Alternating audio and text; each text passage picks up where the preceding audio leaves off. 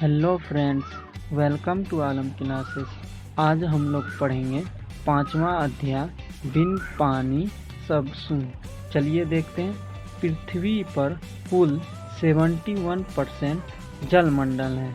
उपलब्ध कुल जल का सिर्फ 0.3% पानी का उपयोग ही पीने एवं अन्य आवश्यकताओं की पूर्ति हेतु कर सकते हैं, क्योंकि शेष जल महासागरों, बर्फ, भूमिगत जल, झीलों, नदियों, जलाशयों, वायुमंडल आदि में समाहित है। तो कुल जल का केवल 0.3% पानी ही पीने के लायक है। बाकी शेष जल महासागरों, भूमिगत जल, झीलों, नदियों, जलाशयों, वायुमंडल आदि में समाहित है। 22 मार्च को जल संरक्षण दिवस मनाया जाता है। नदियों, तालाबों और बरसात का पानी सूर्य के ताप से वाष्प में बदलकर आकाश में चला जाता है, फिर ठंडा होकर बादल बन जाता है और फिर जहाँ तहाँ बरसता है। यह चक्र निरंतर चलता रहता है, उसे जल चक्र कहते हैं। तो जल चक्र किसे कहते हैं? तो नदियों, तालाबों और बरसात का पानी सूर्य के ताप से वाष्प में बदलकर आकाश में चला जाता है, फिर ठंडा होकर बादल बन जाता है और फिर जहाँ तहाँ बरसता है। यह चक्र लगातार चलता रहता है, उसे ही जल चक्र कहते हैं। चलिए आगे बढ़ते हैं हम। इसका मतलब यह है कि सागरों का जल ही वाष्पित होकर बरसात के माध्यम से हम तक बार बार पहुँचता है। जल चक्र से यह पता चलता है कि सागरों का जल ही वाष्पित होकर बरसात के माध्यम से हम तक बार बार पहुँचता है। बरसात का कुछ जल रिसकर धरती के अंदर जाता है, जहाँ वह मिट्टी की परतों, चट्टानों की छिद्रों में फैल जाता है। धरती के नीचे फैलकर यह जल क्षेत्र बना लेते हैं। तो ये धरती के नीचे फैल जाते हैं और जल क्षेत्र का निर्माण करते हैं।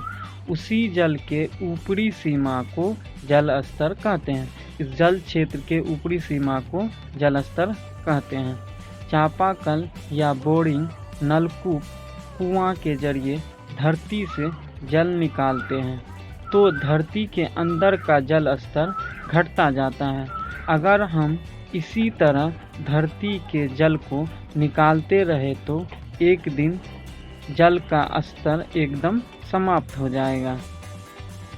बरसात के पानी की खेती, चलिए इसको समझते हैं। इस तरह के प्रयासों को ही वाटर हार्वेस्टिंग कहते हैं।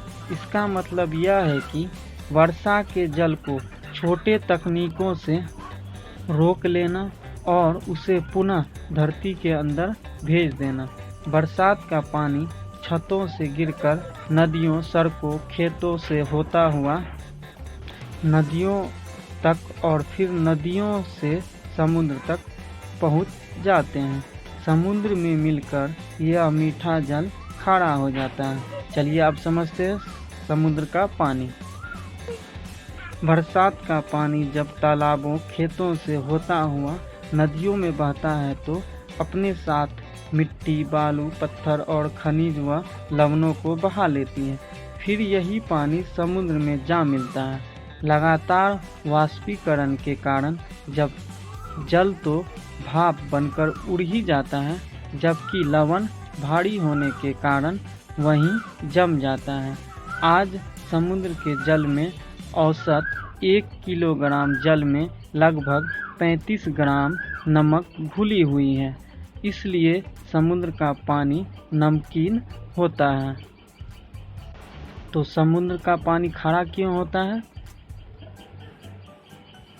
बरसात का पानी जब तालाबों, खेतों से होता हुआ नदियों में बहता है तो अपने साथ वह मिट्टी, बालू, पत्थर, खनिज व लवणों को बहा लेता है।